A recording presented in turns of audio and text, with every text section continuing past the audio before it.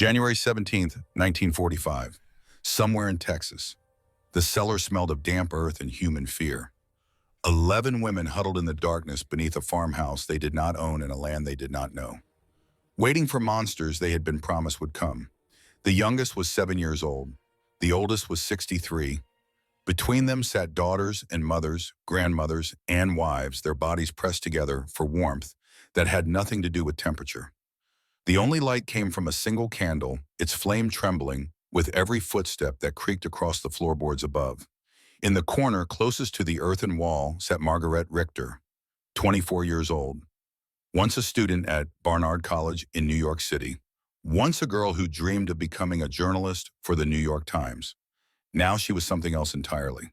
Now she was an enemy alien, a prisoner, a woman waiting in darkness for whatever came next. Beside her, gripping her hand with fingers that felt like iron wrapped in paper, sat her grandmother, Wilhelmina Richter, 63 years old, a woman who had survived the First Great War as a nurse in Berlin, who had held dying soldiers in her arms and watched empires crumble to dust. A woman who had seen enough of the world to know exactly what men were capable of when no one was watching. In her other hand, hidden beneath the folds of her wool coat, Wilhelmina held a small glass vial. Inside was a white powder, rat poison, enough to kill all 11 of them if she dissolved it in water. The boots above them stopped moving. Wilhelmina leaned close to her granddaughter's ear. Her breath was warm against Greta's skin, but her words were ice. If they open that door and do what we know they will do, you drink first. Then give it to the children. I will go last. Greta wanted to argue. She wanted to say that this was madness, that perhaps they were wrong, that perhaps the Americans were not what Radio Berlin had promised. But she could not find the words. Because somewhere deep in her chest, in the place where hope used to live, she believed her grandmother might be right. The propaganda had been explicit. Dr. Goebbels himself had painted the picture in colors meant to freeze the blood. The Americans, he said, were not soldiers, but savages, racially polluted, vengeful beyond measure. They would do to German women what the broadcast claimed Soviet soldiers were already doing in the East. The whispers had become screams across the Reich. Better to die by your own hand than to face what was coming. Now the Americans were here. Their boots were walking on the floor above, and 11 women sat in a Texas cellar, one of them holding poison, all of them holding their breath. What happened next would haunt these women for the rest of their lives, but not in the way they expected. To understand the magnitude of that moment, to truly grasp the space between expectation and reality, we must first go back to a train car rattling through the darkness 3 days earlier, back to where this story truly begins. 72 hours before the cellar. A freight train somewhere in the American Southwest, 3 o'clock in the morning. The train had been moving for 5 days. 47 women and children sat on wooden benches inside a converted cattle car, their bodies swaying with every curve of the track. They had departed from New York City from the detention center at Ellis Island, where they had spent the past 2 years waiting for a war to end or a fate to be decided. No one had told them where they were going. No one had explained why they were being moved. The guards had simply appeared one morning, ordered them to pack their belongings, and loaded them onto trains heading west. West into nothing. West into the unknown. Greta Richter sat by a small window watching America roll past in the darkness. She could see nothing but shapes, the silhouettes of mountains, the shadows of desert, the endless, impossible vastness of a country she had once loved. She had arrived in America in 1939 when she was 18 years old. Her father, Heinrich, had been transferred to the German embassy in Washington as a cultural attaché, and the family had followed. Greta had enrolled at Barnard College that fall. She had studied American literature. She had read Fitzgerald and Hemingway and fallen in love with the rhythm of English sentences. She had walked through Central Park in autumn and believed she had found her home. Then Pearl Harbor happened. Then Germany declared war on America. Then everything ended. The FBI came to their apartment at 4 in the morning on December 12, 1941. They took her father first, dragging him out in handcuffs, while Greta screamed that there must be some mistake. Her mother collapsed from the shock and never truly recovered. She died of pneumonia in the Ellis Island Infirmary in the winter of 1943, her lungs filled with fluid and her heart filled with despair. Now only Greta and her grandmother remained. Wilhelmina had flown from Berlin before the war expanded, hoping to visit her daughter and grandchild. She never made it back. And now here they were rattling through the American night toward a destination that no one would name. Somewhere in the car, a woman began to read aloud from an old German newspaper. It was the last one they had received before being cut off from the outside world entirely. Her voice trembled as she spoke the words. In American detention camps, German women are treated as objects for the pleasure of guards. The Americans, those mongrels of mixed blood, have no concept of honor or morality. They form lines and wait their turn. No woman emerges from these camps with her dignity intact. Many do not emerge at all. The woman stopped reading. She could not finish the sentence. She did not need to. Everyone understood. Greta looked at her grandmother. In the dim light from the window, she could see the old woman's face had turned to stone. Wilhelmina was remembering something. Something from long ago. Something she had never spoken of and never would. We should have stayed in Berlin, Wilhelmina whispered. At least there we knew what kind of death to expect. A child began to cry somewhere in the darkness. Then another. Soon the entire car was filled with the sound of weeping of mothers trying to comfort daughters they could not protect, of women facing a future they had been taught to fear more than death itself. Greta closed her eyes and tried to remember a different America, the America of hot dogs in Central Park, of jazz music floating from open windows, of professors who praised her essays and classmates who invited her to study groups. That America seemed like a dream now. A beautiful lie she had told herself before waking up to reality. The train rattled on through the night, carrying its cargo of fear toward a place called Camp Hearn. If you or your family members served in Texas during World War II, you may recognize some of what comes next. Many of you have shared incredible stories about this period in previous videos. Stories of fathers and grandfathers who worked in these camps. Stories that history books rarely tell. What you are about to hear is one of those stories. A story about the gap between propaganda and truth. A story about what happens when everything you believe turns out to be wrong. Today's story comes from a perspective we seldom hear. The women on the other side, the ones who were taught to see Americans as monsters, and the American soldiers who showed them what true strength really means. If you have not done so already, please subscribe and turn on notifications. Because what happens next will change how you think about the greatest generation and the values they fought for. Now let us return to Texas, to a camp that would become the site of one of the most remarkable transformations in American military history. Camp Hearn sat in the heart of Texas farmland, roughly 100 miles northwest of Houston. The land was flat and dry, dotted with mesquite trees and cattle ranches that stretched to the horizon. In summer, the temperature could reach 110 degrees. In winter blue, northers would sweep down from the plains and drop the mercury to freezing overnight. The camp had been built in 1942 to hold German prisoners of war. Thousands of Wehrmacht soldiers captured in North Africa and Italy had passed through its gates working on local farms and construction projects while waiting for a war to end on the other side of the world. But by late 1944, the camp faced a new challenge. Across America, thousands of German civilians were being held in detention.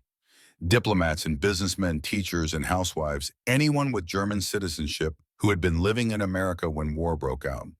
Most were held at facilities like Crystal City in South Texas or Ellis Island in New York Harbor. Crystal City was overflowing. Ellis Island was designed for processing, not long-term housing. And so a portion of Camp Hearn was converted into what the military called a family section, a place to hold women and children who had committed no crime other than being born in the wrong country at the wrong time.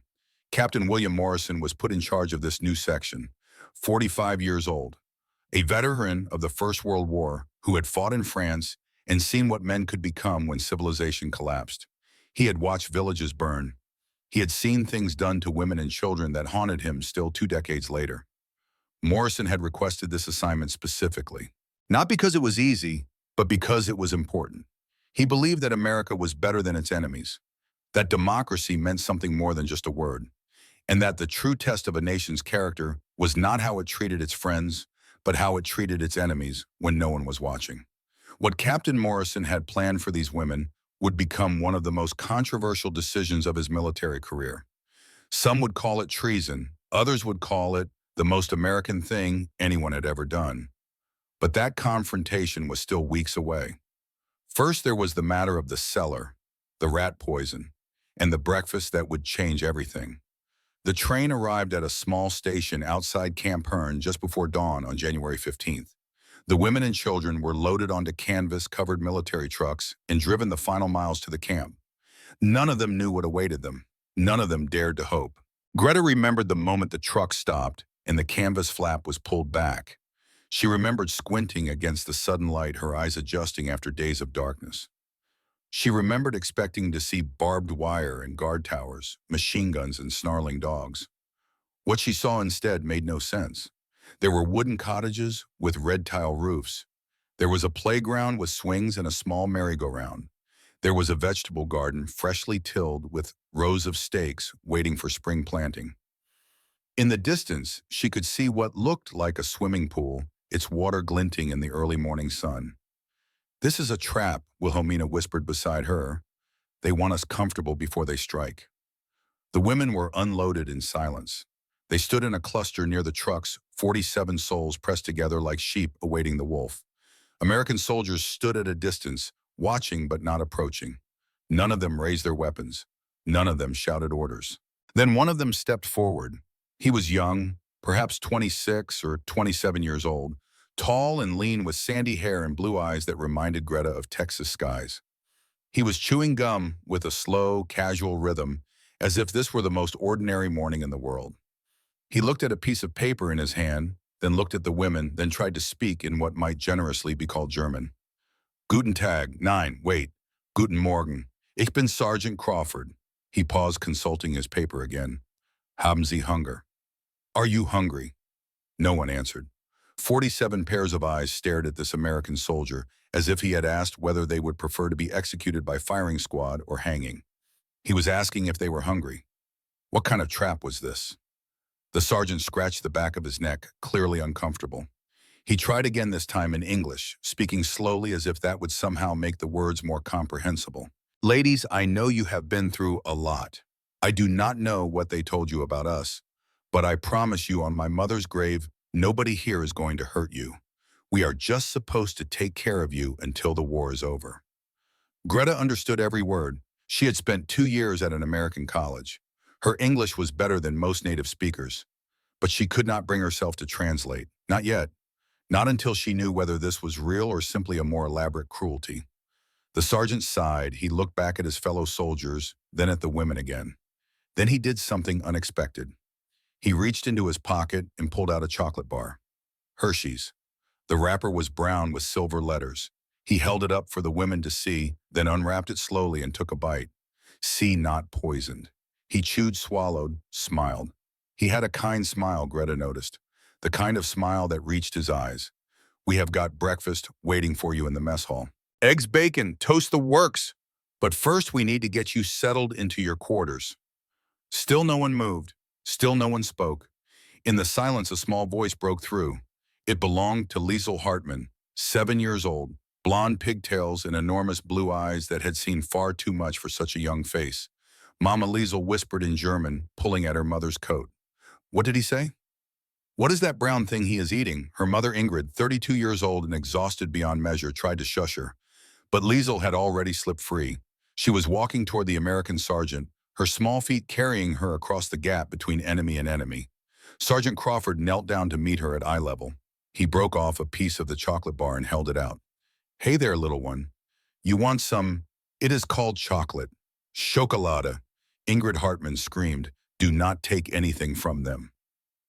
"It is a trap," but Liesel had already taken the chocolate. She put it in her mouth, she chewed, her eyes went wide, and then she smiled. "Mama," she said, her voice filled with wonder, "it is good. It is so good, like nothing I have ever tasted." That moment, a 7-year-old girl eating chocolate from the hand of her supposed enemy would become the first crack in a wall of fear that had taken months to build. But the wall was far from broken, and what would happen at breakfast would test everyone in ways they could not yet imagine. The women were led to a large building at the center of the family section. The mess hall, the soldiers called it. When the doors opened, Greta had to grab her grandmother's arm to keep the old woman from falling. The smell hit them first. Bacon. Actual bacon frying in its own fat, the sizzle and pop of it, audible even from the doorway. Eggs cracking into hot pans, bread browning in toasters, coffee, real coffee, not the barley substitute that Germans had been drinking since 1942. The aroma was overwhelming, intoxicating, almost violent in its intensity. Greta had not smelled bacon since 1940. In Berlin, meat had become a luxury reserved for party officials and the very wealthy. At Ellis Island, they had survived on thin porridge and stale bread. The idea that this much food even existed seemed like a hallucination. Inside the mess hall, long tables were set with plates and utensils. At the far end, a buffet line stretched across the width of the room, and on that buffet was a feast that belonged in a dream. Bacon piled high on metal trays, strips of it glistening with fat and perfectly crisped at the edges. Scrambled eggs, mountains of yellow fluffiness, seasoned with salt and pepper. Fried eggs with yolks, still runny the way Greta's mother used to make them on Sunday mornings in another lifetime. Toast sliced thick next to tubs of real butter and jars of strawberry jam. Hash browns golden and crispy. Pitchers of fresh, squeezed orange juice, the pulp still visible through the glass. And coffee. Pot after pot of steaming black coffee, the smell of it alone enough to bring tears to the eyes of anyone who had gone without for years. On a separate table set slightly apart was a display that made several of the children gasp out loud. Chocolate bars, Hershey's, dozens of them stacked in a neat pyramid, cookies and candies and things that German children had only heard about in stories. No one moved toward the food.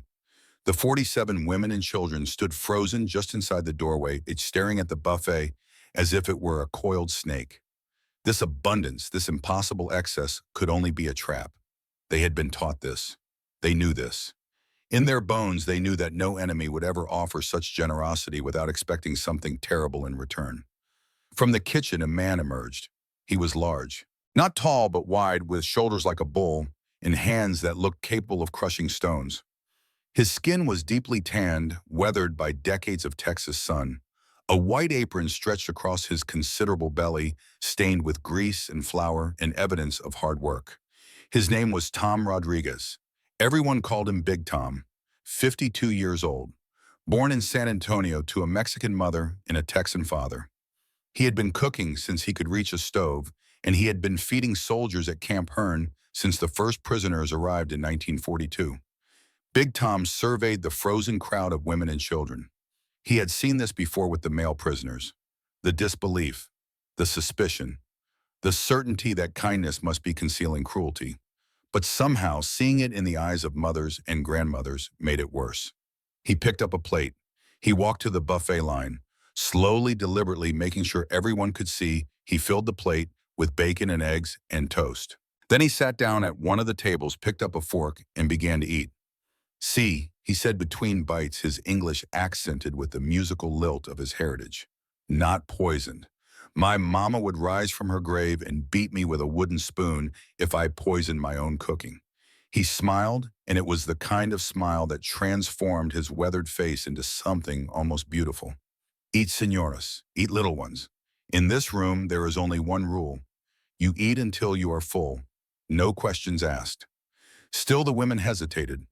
Wilhelmina's hand found the vial of poison in her pocket, her fingers closing around it like a talisman. "This is too much," she whispered to Greta. "No one gives away food like this, not in wartime, not to enemies." Greta did not answer. She was watching Liesel Hartmann, who had already broken free from her mother's grip once today.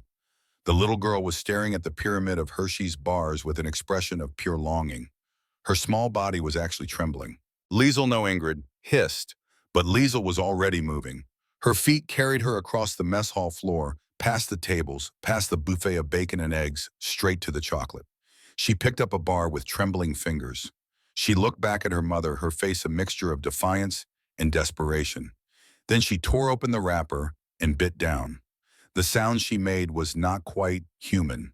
It was a moan of pure pleasure, the sound of a child tasting heaven for the first time. Chocolate smeared across her lips as she chewed, her eyes squeezed shut in concentration as if she were trying to memorize this moment forever. "Mama," she said, her voice thick with wonder. "You have to try this. You have to." Ingrid Hartmann stood paralyzed, caught between the instinct to protect her daughter and the evidence of her own eyes. Liesel was not dying, Liesel was not collapsing in agony from poison. Liesel was standing there with chocolate on her face, looking happier than she had looked in years. The spell broke. One by one, the children began to move toward the food. Their mothers tried to stop them, but hunger is stronger than fear, and these children had been hungry for so long.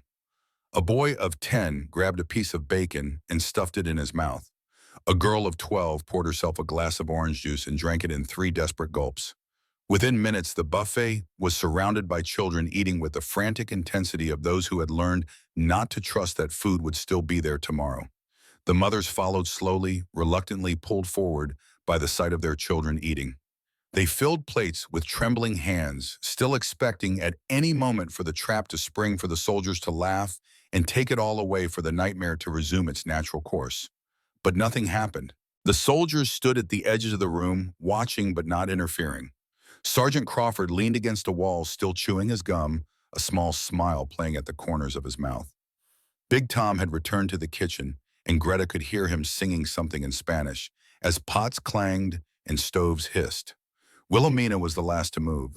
She approached the buffet like a general surveying a battlefield, her eyes scanning for traps, for hidden dangers, for the catch that must certainly exist. She picked up a single strip of bacon with her fingers and examined it as if it might explode. Then she bit into it. The fat was perfectly rendered crispy at the edges, but still tender at the center. Salt and smoke and something indefinably American flooded her mouth. It was without question the best bacon she had ever tasted in 63 years of life. A tear rolled down her cheek. Just one. She wiped it away quickly, hoping no one had seen. But Greta had seen. And something shifted in her chest, some small piece of ice beginning to thaw. Her grandmother, the Iron Woman who had faced the horrors of one world war without flinching, was crying over a piece of bacon.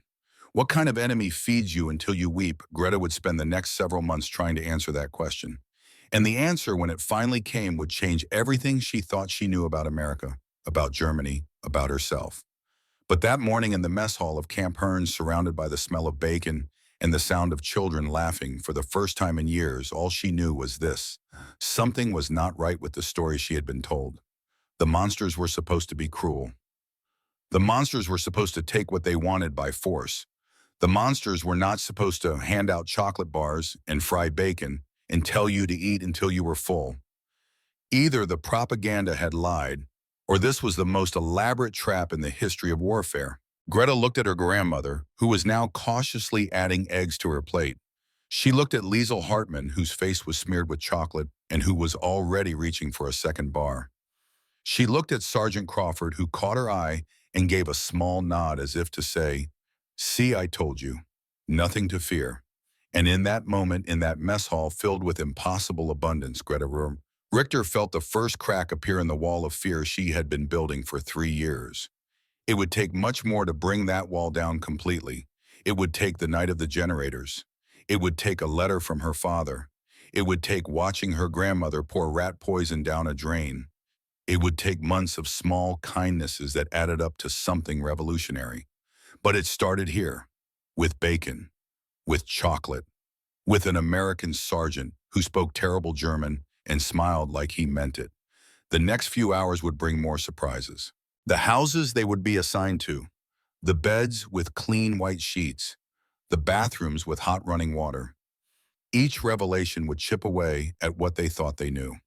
But nothing would prepare Greta for what she would discover that night when darkness fell over Camp Hearn and she finally had time to think about what all of this meant. Because the question was not just whether the Americans were kind. The question was why. And the answer to that question would lead her down a path she never expected. A path that would take her from this mess hall in Texas to a newspaper office in New York City. From a frightened girl hiding in a cellar to a woman who would tell stories that changed how the world understood the greatest generation. That journey was just beginning. But first there was more bacon to eat. The cottage assigned to Greta and her grandmother was number 12. It sat in a row of identical wooden structures, each painted white with green shutters and a small porch facing the central walkway. From the outside, it looked like something from a postcard, a vacation cabin, a place where families might spend summer holidays fishing and swimming and forgetting the troubles of the world. Inside was even more bewildering. 2 bedrooms each with a proper bed and a mattress that did not sag in the middle. Clean sheets white as fresh snow stretched tight across the mattresses with military precision. Wool blankets folded at the foot of each bed. Pillows that were actually soft. A kitchen with a stove that worked with pots and pans hanging from hooks on the wall with a sink that produced water both hot and cold at the turn of a handle. And in the corner, humming quietly, stood a refrigerator. An actual electric refrigerator, the kind that Greta had seen in American advertisements, but never imagined she would use. She opened the refrigerator door and stared at its contents. Milk in a glass bottle, butter wrapped in wax paper, cheese yellow and firm, eggs arranged in a cardboard carton, a jar of strawberry jam with a checkered cloth lid. "This is more food than we had in a month at Ellis Island," Greta whispered. Wilhelmina did not respond. She was walking through the cottage like a detective searching for evidence, opening closets and checking under beds and peering into corners. Looking for microphones, perhaps, or hidden cameras, or whatever mechanism would spring the trap that must certainly exist. The bathroom stopped her cold. There was a toilet that flushed. There was a sink with a mirror above it, and there was a bathtub deep in white with a shower head attached to the wall and 2 handles marked H and C. Wilhelmina turned the H handle. Water emerged first cold, then warming rapidly until steam began to rise. She held her hand under the stream, feeling the heat against her palm, and her face did something Greta had never seen before.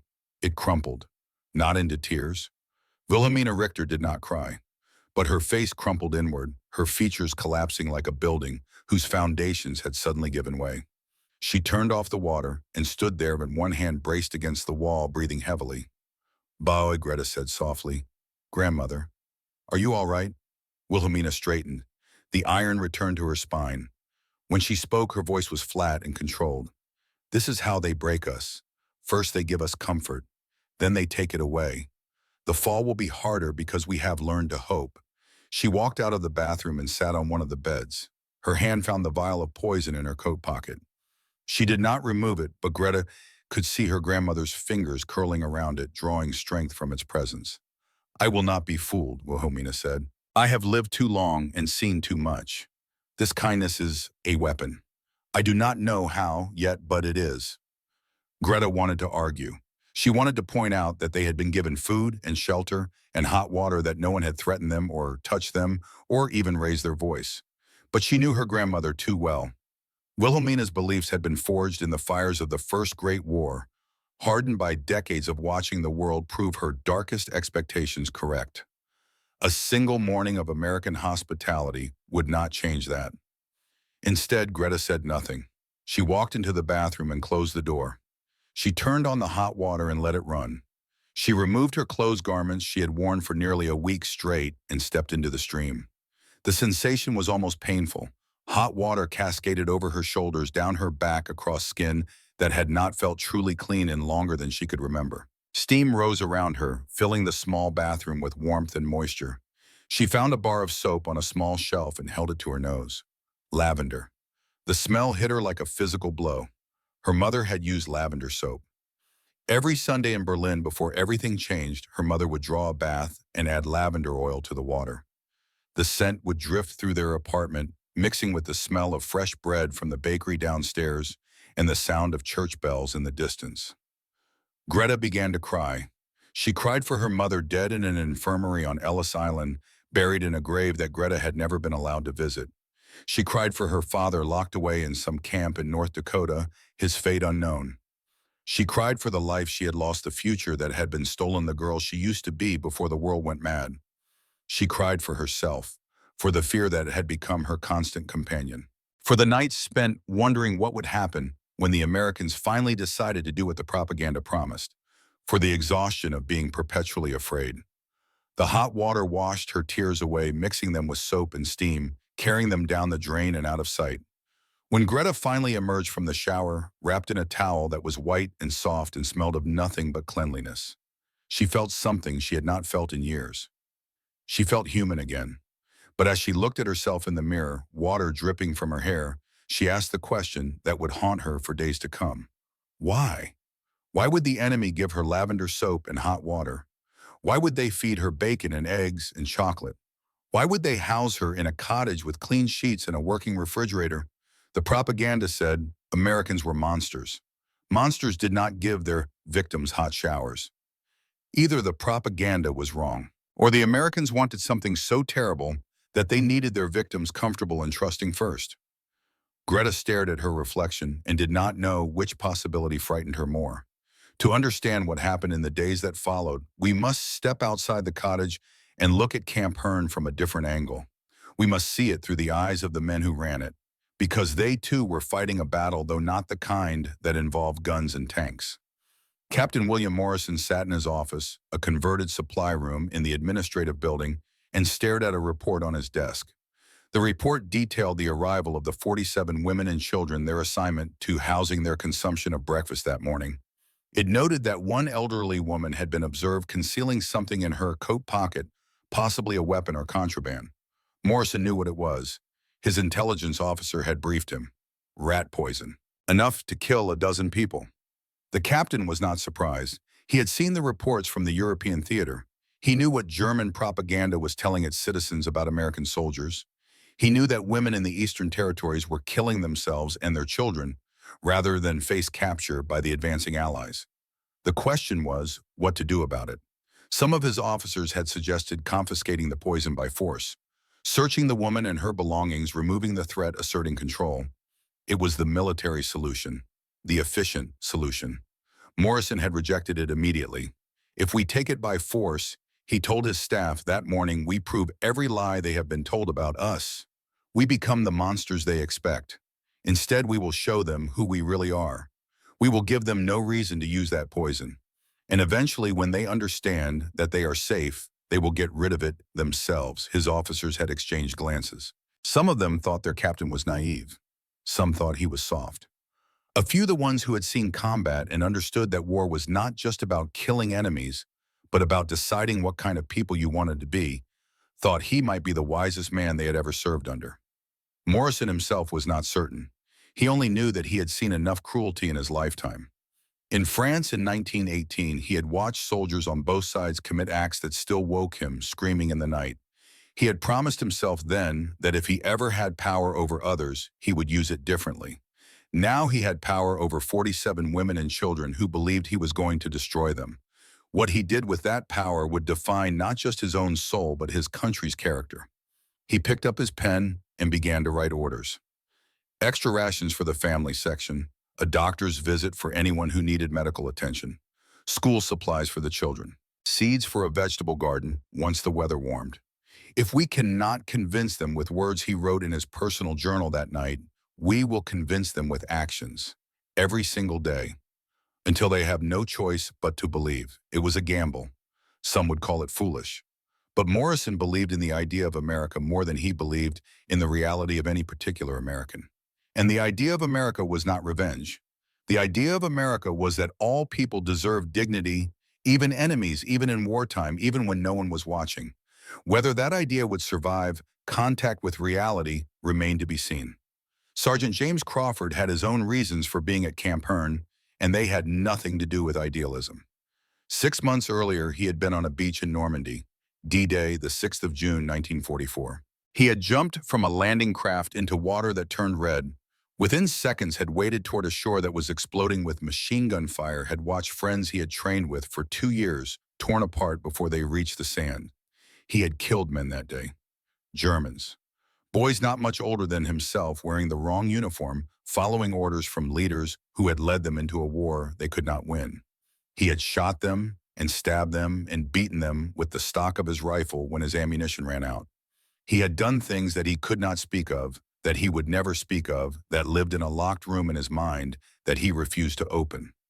A piece of shrapnel from an artillery shell had ended his combat career. It lodged in his left lung too close to the heart to be safely removed. The surgeons at the field hospital had done what they could, but they told him the truth. He would never fight again.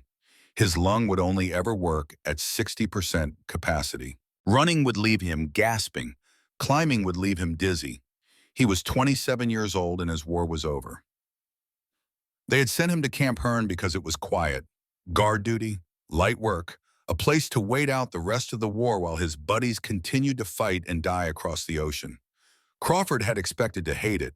He had expected to resent these German prisoners, these people whose countrymen had killed his friends and put shrapnel in his chest.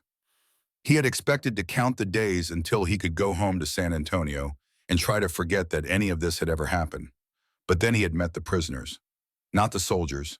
He had guarded those too, and while some were hardened Nazis who sneered and spat, most were just tired men who wanted the war to end. Farm boys from Bavaria, factory workers from Hamburg, men who had been drafted into a cause they did not believe in and were secretly relieved to be out of the fighting. The women were different. The women were terrified. Crawford had seen terror before, in the eyes of French civilians when the Germans retreated through their villages, in the eyes of refugees flooding the roads with whatever possessions they could carry. But this was a different kind of terror.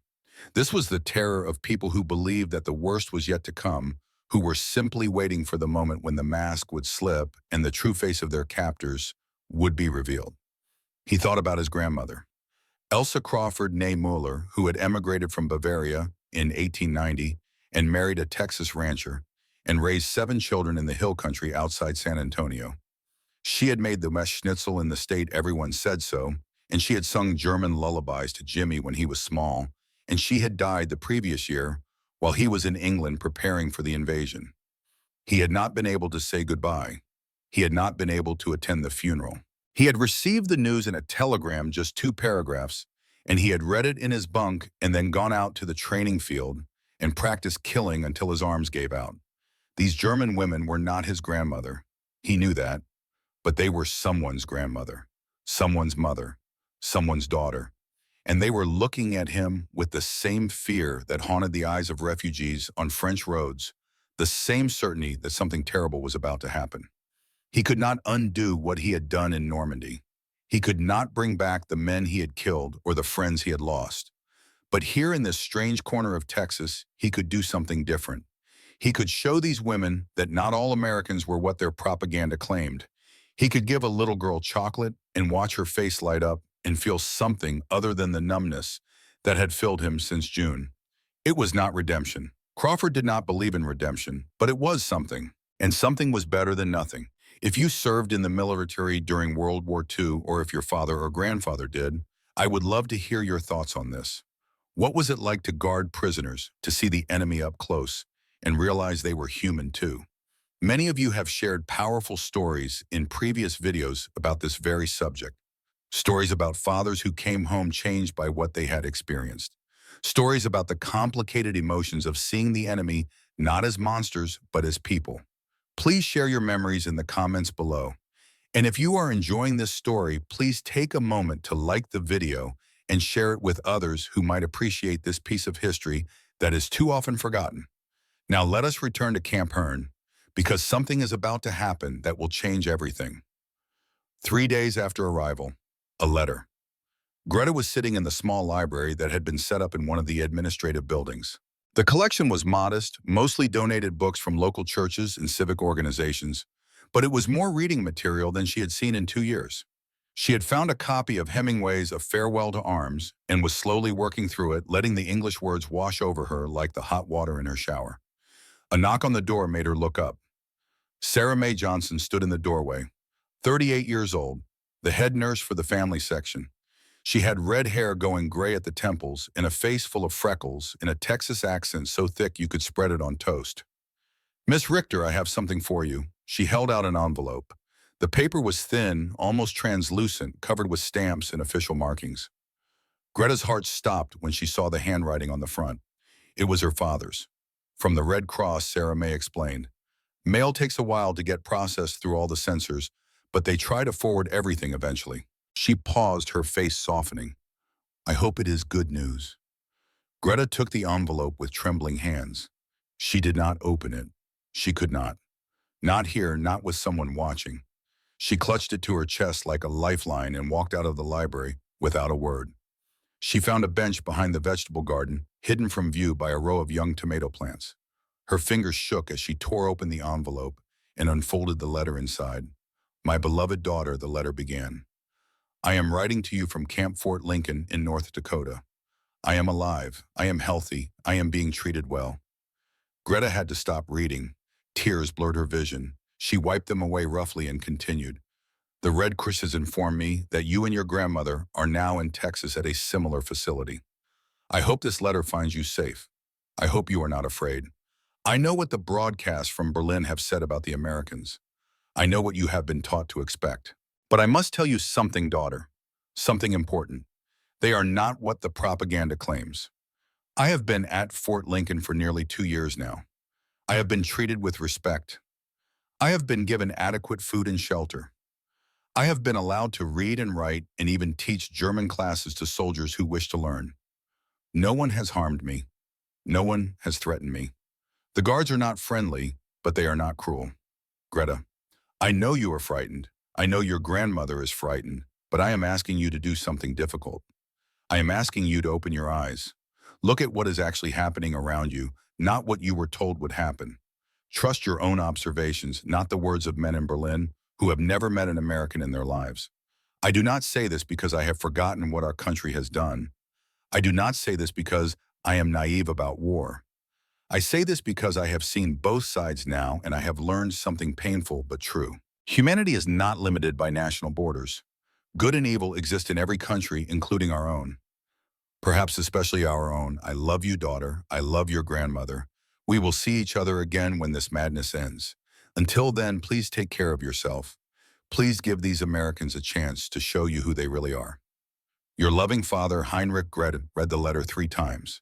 Then she pressed it against her chest and sat on that bench behind the tomato plants and let herself believe for the first time since December of 1941 that perhaps the world was not entirely made of darkness. Her father was alive, her father was safe, and her father, a man who had spent his career in the diplomatic service and knew more about international relations than anyone Greta had ever met, was telling her that the Americans could be trusted. It was not proof, it was not certainty, but it was a crack, another crack in the wall that had been built around her heart. She thought about Sergeant Crawford, who spoke terrible German and handed out chocolate to frightened children. She thought about Big Tom Rodriguez, who sang Spanish songs while cooking enough food to feed an army. She thought about Captain Morrison, whom she had never met, but whose orders had created this strange oasis of decency in the middle of a world at war. Could they all be pretending? Could this elaborate kindness be nothing more than a trap waiting to spring? Or was it possible, just barely possible, that her father was right? That night, Greta showed the letter to her grandmother. Wilhelmina read it in silence, her face giving nothing away. When she finished, she folded the paper carefully and handed it back. Your father was always an optimist, she said. It is what made him a good diplomat, but optimism can be dangerous. It makes you vulnerable. He says they have treated him well for 2 years. Does that not mean something? It means they have not shown their true face yet. 2 years is nothing. I have seen kindness last for decades before the knife comes out. Greta felt frustration rising in her chest. But grandmother, what if there is no knife? What if this is simply who they are? Wilhelmina was quiet for a long moment. When she spoke, her voice was tired. Not angry or defensive, just tired. Then I will have spent my whole life being afraid of shadows, she said. I will have wasted years of fear on enemies who did not exist. She looked at Greta, and in her eyes was something that might have been pain. I am not sure which possibility frightens me more. That admission, so small and yet so significant, was the second crack. 2 weeks after arrival, a storm. Texas weather was something none of the German women had been prepared for. The sky could change in minutes, clear blue, transforming into churning black without warning. Thunder rolled across the flatlands like artillery, and lightning split the darkness with violence that reminded them all too much of things they were trying to forget. The storm struck just after midnight. Wind screamed across the camp, rattling windows and tearing at roofs. Rain came down not in drops, but in sheets, horizontal and merciless. And then the lights went out. Greta sat up in bed, her heart pounding. Complete darkness. Not even the glow of a distant lamp. Just blackness and the sound of the storm, and her grandmother's breathing in the next room. Greta, Wilhelmina's voice sharp with controlled fear. I am here, grandmother, come to me. Greta made her way through the darkness, hands outstretched, until she found her grandmother sitting by the window. In the brief flashes of lightning, she could see Wilhelmina's face. The old woman was holding something in her hand, the vial of poison. "This is when they will come," Wilhelmina said. Her voice was steady, but Greta could feel her trembling. "In the darkness, when no one can see, this is when the true nature reveals itself. Grandmother, please. If you hear them coming, take this, drink first. I will be right behind you." Greta wanted to scream. She wanted to grab the vial and throw it across the room.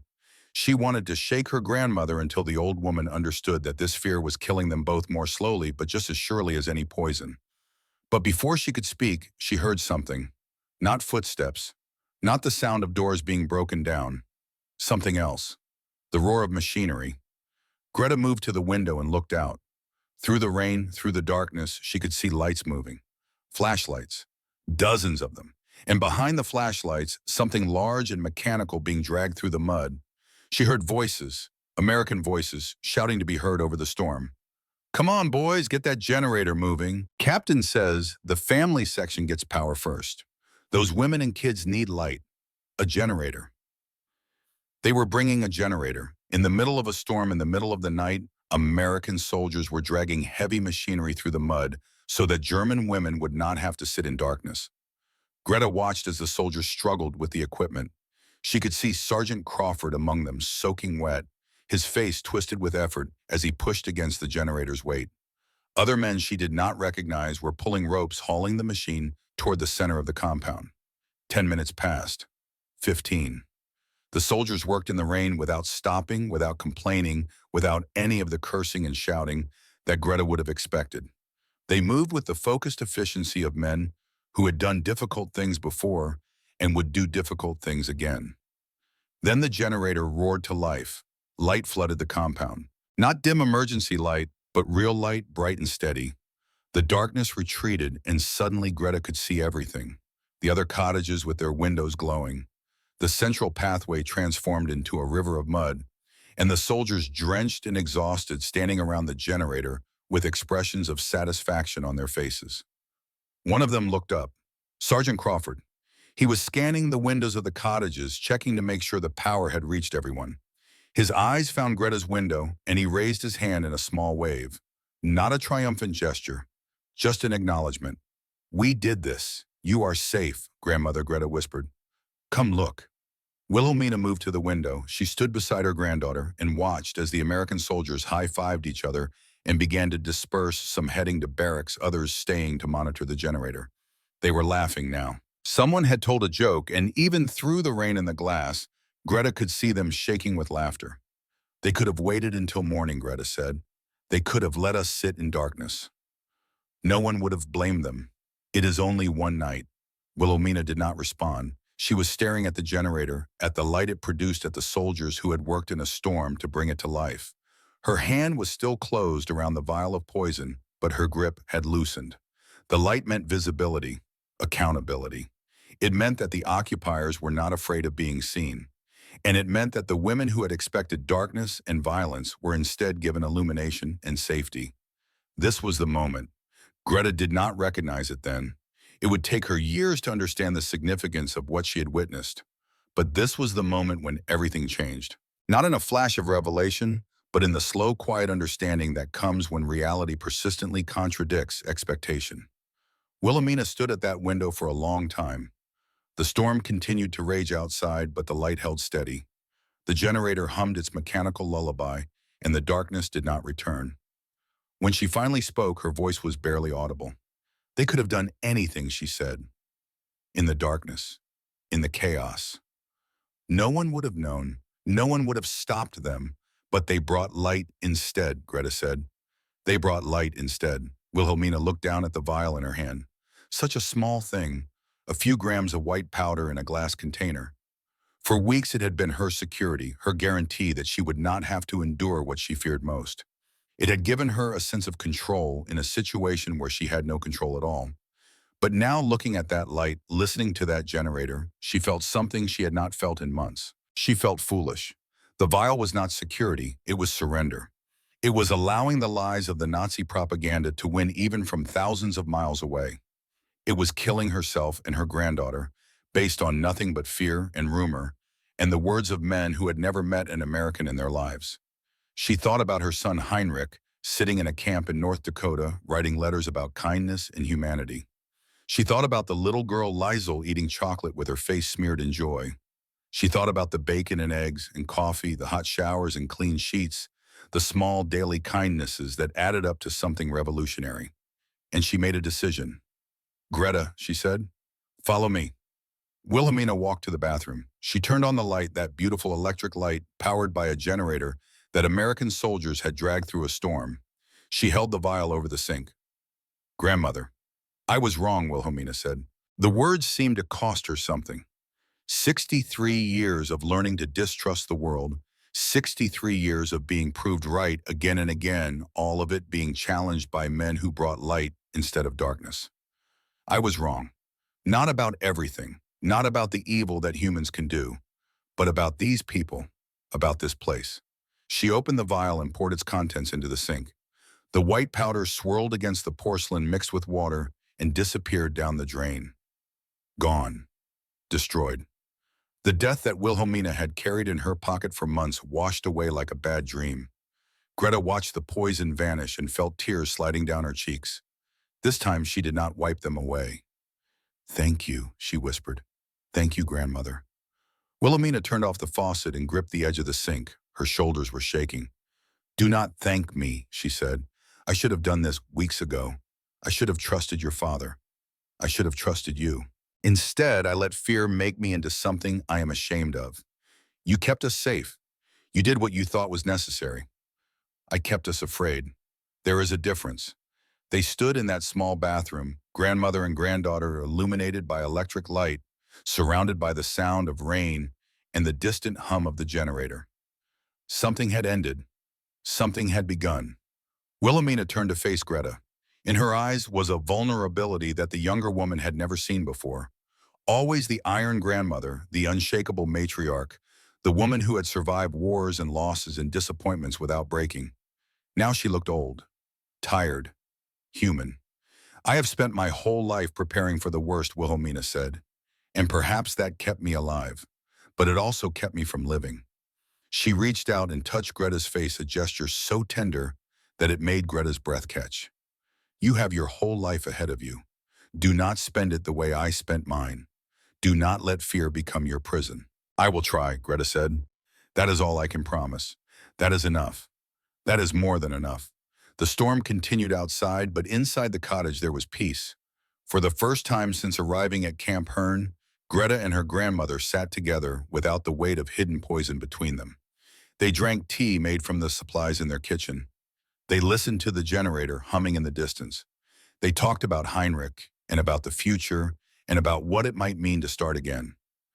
When Greta finally went to bed that night, she slept deeply and without nightmares for the first time in years. The next morning, Wilhelmina did something extraordinary. She walked to the mess hall alone, filled a plate with bacon and eggs and toast, and ate breakfast in full view of the American soldiers. When Big Tom Rodriguez came out of the kitchen to check on the food, she stood up and walked over to him. "Excuse me," she said in halting English that Greta had been teaching her. She held out a piece of paper with words carefully written in pencil.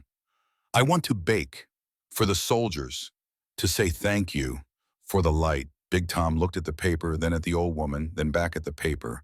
His weathered face broke into a smile so wide it seemed to transform him entirely. "Senora," he said, "you want to use my kitchen? You are welcome anytime. What do you want to make?" Wilhelmina smiled back. It was a small smile, cautious, unpracticed, but it was real. "Apfelstrudel," she said. "Apple strudel, my grandmother's recipe from Bavaria." Big Tom's eyes lit up. "My abuela made strudel too," he said.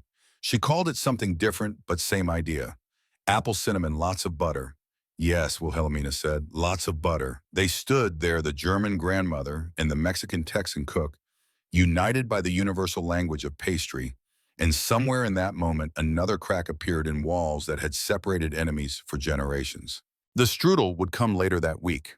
Wilhelmina would spend an entire afternoon in Big Tom's kitchen, teaching him her techniques while he taught her his, the two of them communicating in a mixture of broken English and hand gestures, and the shared understanding of people who knew that food was more than sustenance.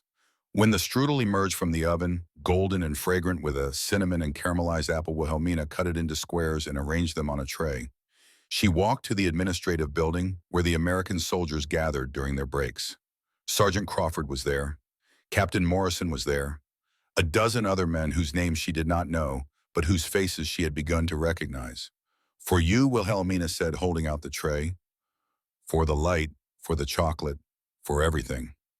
Sergeant Crawford took a piece. He bit into it and his eyes closed with pleasure. "Ma'am," he said, "this tastes just like my grandmother used to make." "How is that possible?" Wilhelmina's smile grew wider. "Good food," she said. "No borders." It was not eloquent. It was not a grand philosophical statement about the nature of humanity or the possibility of reconciliation between enemies. It was just an old woman sharing pastry with young men who had shown her kindness. But sometimes that is enough. Sometimes that is everything. The days that followed would bring more changes, more revelations, more cracks in walls that had seemed permanent. There would be letters and conversations and small moments of connection that added up to something neither side had expected. But the foundation was laid that night. In the darkness of a Texas storm, when American soldiers chose to bring light instead of fear, something fundamental shifted. Not just in Wilhelmina, not just in Greta, but in the space between people who had been taught to hate each other. That space was still wide. It would take months to close. But for the first time, closing it seemed possible. Impossibility, as Greta would later write in her memoirs, is where everything begins. The weeks that followed the night of the generators brought changes that no one could have predicted. Wilhelmina Richter, the woman who had carried rat poison in her pocket and prepared to die rather than face American cruelty, became a regular presence in Big Tom Rodriguez's kitchen. Every Tuesday and Thursday afternoon, she would walk to the mess hall, tie an apron around her waist, and spend hours creating pastries that her grandmother had taught her to make in Bavaria 60 years earlier. Apfelstrudel was only the beginning. There was Schwarzwälder Kirschtorte, the Black Forest cake that required real cherries and chocolate and patience. There was Bienenstich, the bee sting cake with its honey almond topping and vanilla custard filling. There was Streuselkuchen, the crumb cake that Wilhelmina's mother had baked every Sunday morning before church. Big Tom learned every recipe. He wrote them down in a notebook that he kept in his apron pocket, asking questions, taking notes, treating each lesson as if he were learning sacred knowledge passed down through generations, which in a way he was. In exchange, he taught Wilhelmina the secrets of Texas barbecue, how to smoke brisket low and slow until the meat fell apart at the touch of a fork, how to make cornbread that was crispy on the outside and tender within, how to fry chicken in cast iron until the coating crackled and the juice ran clear.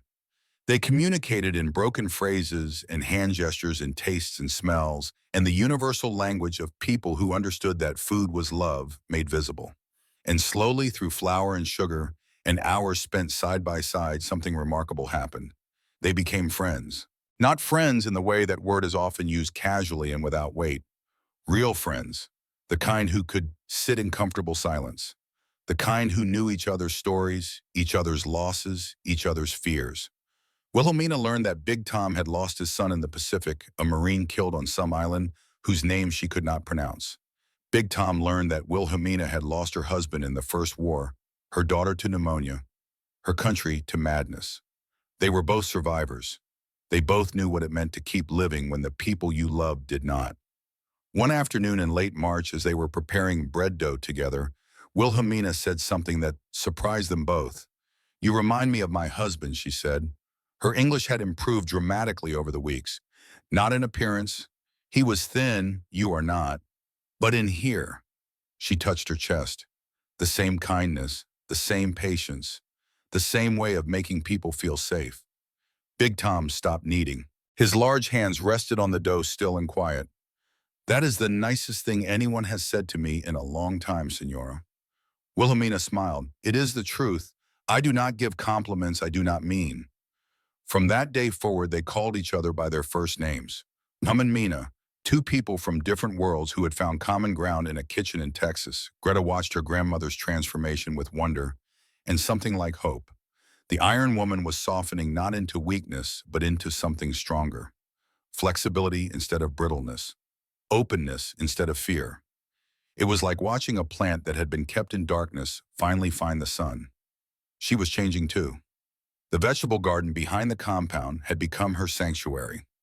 Every afternoon, she would find Sergeant Crawford there, tending to the tomato plants that were now sprouting green shoots despite the lingering winter chill. They worked together in companionable silence, pulling weeds and checking for pests, and discussing the mysterious alchemy by which seeds became food. Crawford talked to her about his grandmother, the Bavarian woman who had come to Texas in 1890 and never looked back. He talked about growing up on a ranch outside San Antonio, about riding horses before he could walk about the way the Texas sky stretched from horizon to horizon and made you feel both insignificant and infinite at the same time. Greta talked about Berlin before the war, about the cafes where intellectuals argued philosophy over coffee, and pastry about the museums, where she had spent hours staring at paintings that seemed to contain entire universes. She talked about Barnard College and her dreams of journalism, about the professors who had encouraged her writing, and the classmates who had become friends before becoming strangers overnight. They did not talk about the war, not directly. It was too large, too present, too painful. But it was there in everything they said, a shadow that colored every conversation. One afternoon in early April, as they were planting a new row of beans, Crawford stopped working and looked at her. "Can I ask you something?" Miss Richter Greta had told him to call her Greta weeks ago, but he persisted with the formality. Southern manners, he called it. "Of course. What did they tell you about us before you came here?" "What did the propaganda say?" Greta was quiet for a long moment. She had been dreading this question. Answering it meant acknowledging the fear that had consumed her, the poison her grandmother had carried, the certainty that these Americans were monsters wearing human masks. "They told us you were savages," she said finally, "that you had no honor, no morality, no restraint, that you would do to German women what the Soviets were doing in the East, that it was better to die than to be captured by you." Crawford absorbed this without visible reaction. Then he nodded slowly. "I figured it was something like that," he said. "The way y'all looked at us when you arrived, like we were about to tear you apart. Were you not?" The question hung in the air between them. Greta had not meant to ask it so directly, but there it was. The fear she had carried for so long, finally given voice. Crawford looked at her with those Texas sky eyes, and she saw something in them that she had not expected. Pain. Not the pain of accusation, but the pain of being seen as something he was not. "Miss Richter," he said slowly, "I have done things in this war that I am not proud of. Things that keep me up at night. Things that will haunt me until I die." He paused and his jaw tightened. "But I have never hurt a woman who was not trying to kill me. I have never hurt a child. And I never will. Not because someone is watching, not because of military law, because that is not who I am. That is not who my mama raised me to be." Greta felt something release in her chest, a knot that had been there so long she had forgotten it existed. "I believe you," she said, and she realized with surprise that she meant it. Crawford smiled, then a small smile that did not quite reach his eyes, but was genuine nonetheless. "That is the first time anyone from your group has said that to me," he said. "It means more than you know." They returned to their planting, working side by side in the Texas afternoon, two people from opposite sides of a war, finding common ground in dirt and seeds and the promise of growth. The news came over the radio on May 8, 1945. Germany had surrendered unconditionally to the Allied forces. The war in Europe was over. The entire camp gathered around the radio in the administrative building to hear the announcement. American soldiers and German civilians stood in the same room listening to the same words, experiencing entirely different emotions. For the Americans, it was victory, relief, the knowledge that their friends and brothers fighting across the ocean would soon be coming home. For the Germans, it was something more complicated. Defeat, yes, but also release. The end of a regime that had brought their country to ruin. The end of a war that had destroyed everything they had known. Greta stood beside her grandmother, listening to the announcer's voice crackling through the speaker. Around her, American soldiers were restraining their celebrations, conscious of the German women in the room. No one cheered, no one shouted in triumph. They simply listened, and when the announcement ended, they began to file out quietly. Sergeant Crawford passed by Greta on his way to the door. He paused, meeting her eyes. "I know this is a hard day for you," he said quietly. "I am sorry for what has happened. To your country, to your people. War is terrible for everyone." "Are you not happy?" Greta asked. I am happy that the killing will stop. I am not happy about the dead. He looked away towards some middle distance that only he could see. Nobody should be happy about the dead, no matter which side they were on. Then he was gone and Greta was left standing beside her grandmother in a room that was slowly emptying. It is over, Wilhelmina said. Her voice was flat, empty of emotion. The Germany we knew is gone. Greta took her grandmother's hand. It was cold despite the warmth of the room. Perhaps something better will grow in its place, she said. Perhaps, Wilhelmina did not sound convinced. Or perhaps it will be worse. History does not always move forward. They walked back to their cottage in silence, passing American soldiers who nodded respectfully but did not engage. The camp felt different now, quieter, as if everyone was holding their breath waiting to see what would happen next. What happened next was the news from Europe. It came in pieces over the following weeks. First rumors, then photographs, then undeniable evidence of something so terrible that Greta could not process it at first. The camps. Not prisoner of war camps like Camp Herne, but something else entirely. Extermination camps. Places with names that would become synonymous with evil. Auschwitz, Treblinka, Sobibor, Bergen-Belsen. 6 million Jews, murdered systematically by the government that Greta had grown up under. Men, women, children, entire families wiped from existence. And along with them millions of others. Roma and Sinti people, disabled people, political prisoners, homosexuals, anyone who did not fit the twisted vision of those in power. Greta saw the photographs in the camp library laid out on a table with other newspapers and magazines that detailed the liberation of the camps. She stood there for what felt like hours looking at images of skeletal bodies, stacked like cordwood of survivors with hollow eyes, and numbered tattoos of mass graves that stretched beyond the frame of any camera. This was what Germany had done. This was what her country, her people, her nation had accomplished while she was worried about her own survival. She stumbled out of the library and found a bench behind the vegetable garden. She sat there shaking, unable to form coherent thoughts. The world had tilted on its axis and she could not find her balance. Sarah Mae Johnson found her there an hour later. The nurse sat down beside her without speaking, just a presence, a witness to grief that had no adequate expression. How could we not know, Greta whispered finally. How could we not see what was happening? Sarah Mae was quiet for a long moment before responding. Honey, terrible things can happen right in front of us, and we do not see them. Not because we are blind, but because seeing them would require us to do something. And doing something is hard. It is easier to look away. I should have done something. What could you have done? You were a child when it started, a young woman when it ended.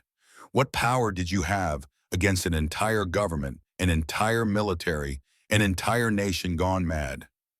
Greta shook her head. She did not have an answer. She was not sure there was an answer. Sarah Mae reached out and took her hand. Let me tell you something, Miss Richter. My grandfather owned slaves before the Civil War. He bought and sold human beings like they were cattle. Greta looked up, startled by this confession. Does that make me responsible for slavery? Sarah Mae continued. Does it mean I carry the guilt of what he did? No, but that is different, is it? Sarah Mae's eyes were kind but unwavering. The best thing you can do now is not carry the guilt of people who made choices you did not make. The best thing you can do is live your life in a way that makes sure it never happens again. Learn from it. Teach others about it. Make sure the world remembers. That is how you honor the dead, not by destroying yourself with guilt, but by building something better. Greta sat with those words for a long time after Sarah Mae left. She thought about her father who had helped Jewish families escape Berlin before the borders closed. She thought about her mother who had organized secret collections of food and clothing for refugees. She thought about her grandmother who had spent her career as a nurse saving lives regardless of nationality or religion. Her family had not been monsters. They had been people flawed and frightened and doing what they could in impossible circumstances. Perhaps that was all anyone could be. That night, Greta began to write, not a letter, not a diary entry, but something larger, a record of what she had experienced. The fear on the train, the cellar and the poison, the chocolate and the bacon, the night of the generators and the morning after. The slow, painful process of learning that enemies could be human. She did not know what she would do with these words, perhaps nothing, Perhaps they would sit in a notebook until they yellowed and faded, read by no one, remembered by no one. But she wrote them anyway. Because Sarah May was right. Remembering was a form of resistance, and Greta was not ready to surrender. If you have stayed with this story until now, I want to thank you. What you are about to hear is the rest of Greta's journey, the part that history books rarely tell, the part that shows us how one moment of kindness can echo across decades. Before we continue, I want to ask you something. What do you think the legacy of the greatest generation should be? What lessons from their time should we remember today? Please share your thoughts in the comments below. And if you have not already, please subscribe and share this video with someone who might appreciate this piece of forgotten history. Stories like this need to be told, and you can help make that happen. Now let us jump forward in time, 20 years forward to a very different world. 1965, New York City. The woman who sat in the corner office of the New York Times building bore little resemblance to the frightened girl who had huddled in a Texas cellar 2 decades earlier. Margaret Richter was 44 years old now. Her hair, once dark brown, was streaked with gray that she refused to dye.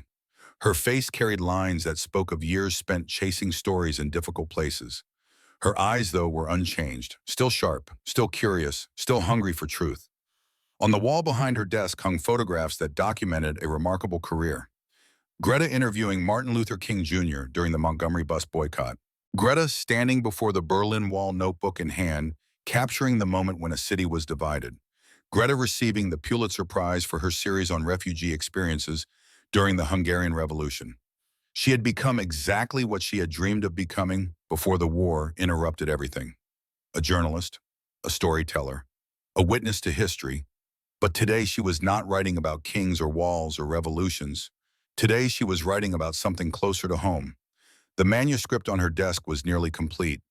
200 pages of memories carefully researched and painfully honest. The story of Camp Hearn and what had happened there. The story of fear and transformation, of enemies becoming friends, of a grandmother who poured rat poison down a drain and learned to bake strudel for American soldiers. The story of how everything she had been taught turned out to be wrong.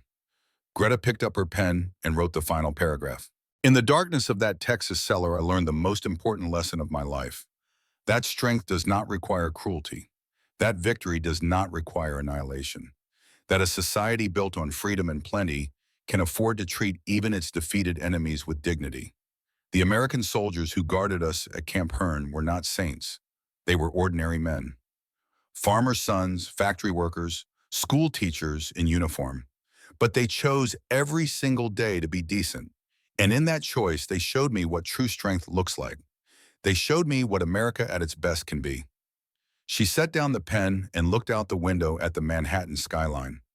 Somewhere out there, her grandmother had lived her final years. Wilhelmina had passed away in 1960 at the age of 79 in a small apartment in Queens that smelled of cinnamon and apples. Her last words had been in German, a lullaby that her own mother had sung to her in Bavaria a lifetime ago. Greta had held her hand as she went. It had seemed fitting. They had entered America together, terrified and desperate, and they had built new lives together, slowly and painfully. Wilhelmina had never fully lost her caution, her wariness of the world. But she had learned to bake again. She had learned to trust again. She had learned in her own stubborn way to live again. That was enough. That was more than enough. A knock on the door interrupted her reverie. "Miss Richter, there is a phone call for you. Someone named Crawford. Says he knew you during the war." Greta's heart stopped for a moment, then resumed at twice its normal speed. James Crawford, Sergeant Jimmy Crawford of the Tomato Garden and the terrible German and the chocolate bars for frightened children. She had not spoken to him in 20 years. She had not known if he was alive or dead, married or single, still in Texas, or scattered to the winds like so many others from that time. "Put him through," she said, and her voice was steady even though her hands were shaking. The phone clicked. A voice came through, older and rougher than she remembered, but unmistakably his. "Miss Richter, this is Jimmy Crawford. I do not know if you remember me." Greta laughed, a sound that surprised her with its warmth. "Sergeant Crawford, of course I remember you.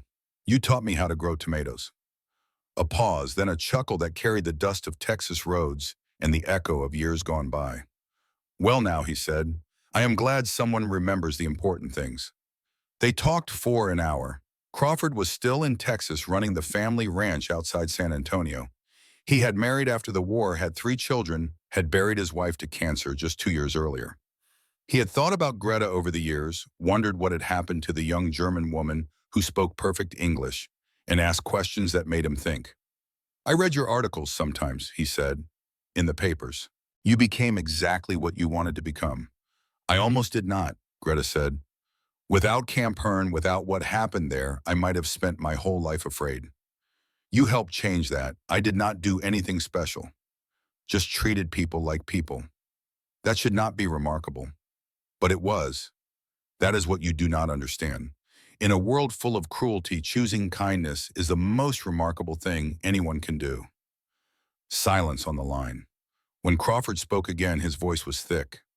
"I have thought about that time a lot," he said. "About those women who came off the train looking at us like we were monsters. About your grandmother with that poison in her pocket. Sometimes I wonder if we really made a difference or if it was all just a drop in the ocean." "You made a difference to me," Greta said. "To my grandmother. To every woman and child in that camp. We expected hell, and you gave us heaven. That matters. That will always matter." They made plans to meet. Crawford was coming to New York the following month, visiting his oldest daughter, who had moved there for work. They would have dinner. They would talk about old times and new times and everything in between. When Greta hung up the phone, she sat for a long moment in the fading afternoon light. The manuscript on her desk seemed more important now than it had an hour ago. This story needed to be told. Not just for her, not just for her grandmother, but for everyone who had been part of it. For Crawford and Big Tom and Sarah May and Captain Morrison. For the American soldiers who had chosen decency when they could have chosen cruelty. For the German women who had learned to see beyond their fear. She picked up the phone and called her editor. "I have something," she said. "Something personal. I think it is ready." The dinner was in a small Italian restaurant in Greenwich Village. Nothing fancy, just red check tablecloths and candles and wine bottles, and food that reminded both of them of simpler times. Crawford looked older, of course. 51 now, his sandy hair gone mostly gray, his lean frame thickened by years of good eating and hard work. But his eyes were the same. Texas, sky blue.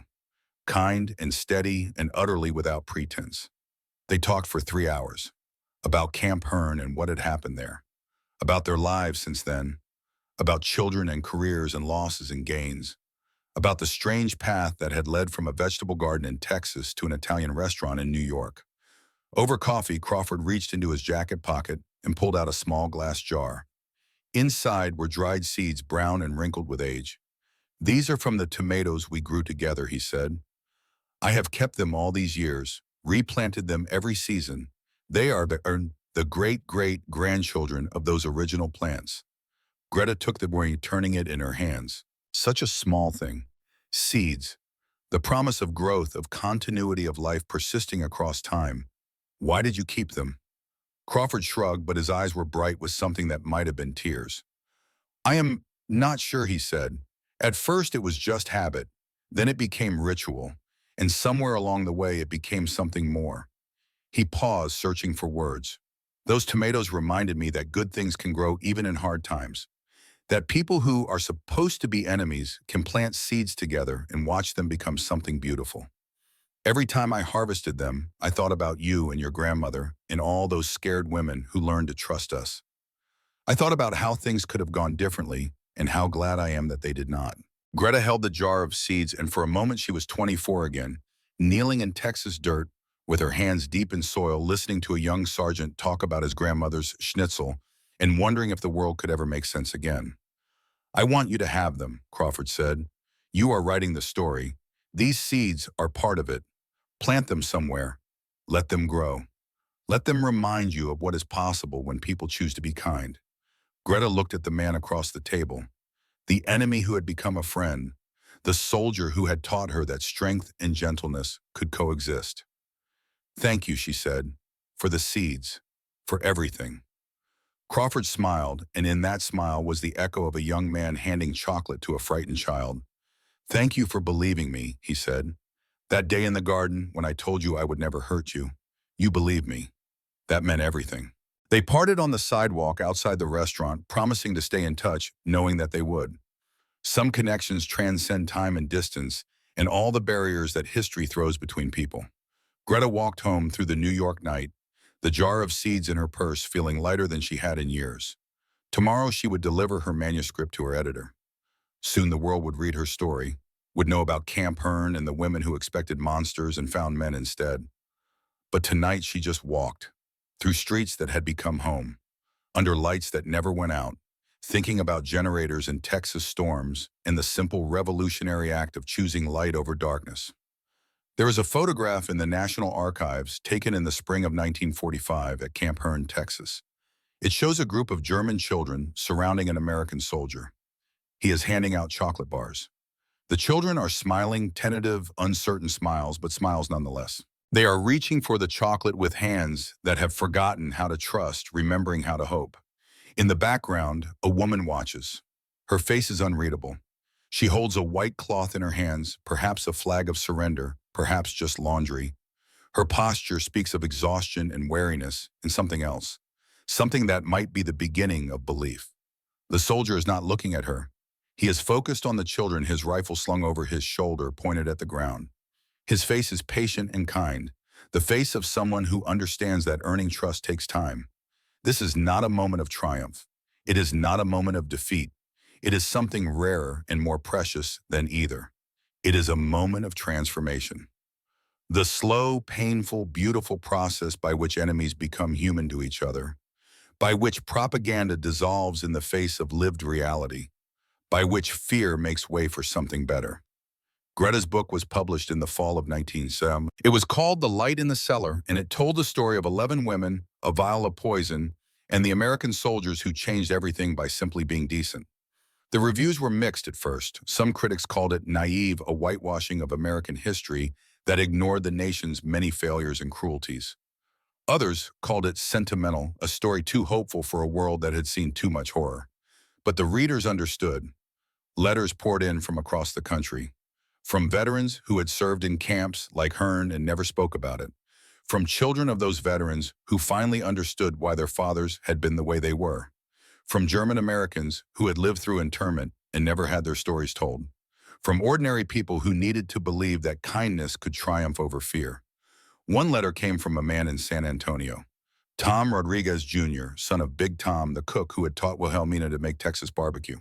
His father had passed away in 1958, but he had kept all of Wilhelmina's recipes handwritten on index cards, stained with flour and butter. He wanted Greta to have them. Another letter came from a woman in Minnesota, Anna Hartman, the girl who had been 14 when she arrived at Camp Hearn, the daughter who had fought with her mother about identity and belonging. She was in her 30s now, a lawyer specializing in civil rights with 2 children of her own. She had never forgotten the chocolate that Liesel had eaten that first morning, the moment when fear had first cracked. And a letter came from an address in Washington, D.C. It was from the family of Captain William Morrison, who had died in 1962 without ever knowing that his experiment in human decency would one day become a book.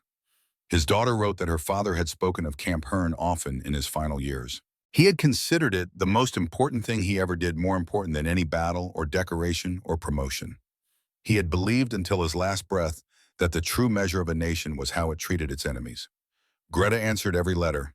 She traveled the country speaking about her experiences, telling the story to audiences who listened with tears in their eyes. She became, in her own quiet way, a witness, not just to history, but to possibility. She never forgot the night of the generators. It became the central image of her lectures, the moment she returned to again and again. Because that night contained everything she wanted to say about America, about humanity, about the choices that define us. In the darkness, they could have done anything, she would say, standing before crowds of hundreds, thousands, her voice steady with conviction. No one was watching. No one would have known. The storm was raging. The power was out. They had every excuse to wait until morning to take care of themselves first, to let the German women sit in fear. Instead, they dragged the generator through the mud. They worked in the rain. They brought us light. That is not a small thing. That is everything. That is the choice that separates civilization from barbarism. Not grand gestures or stirring speeches or monuments carved in stone. Just ordinary people in ordinary moments choosing to be decent, when they could choose to be cruel. She would pause then, letting the silence speak.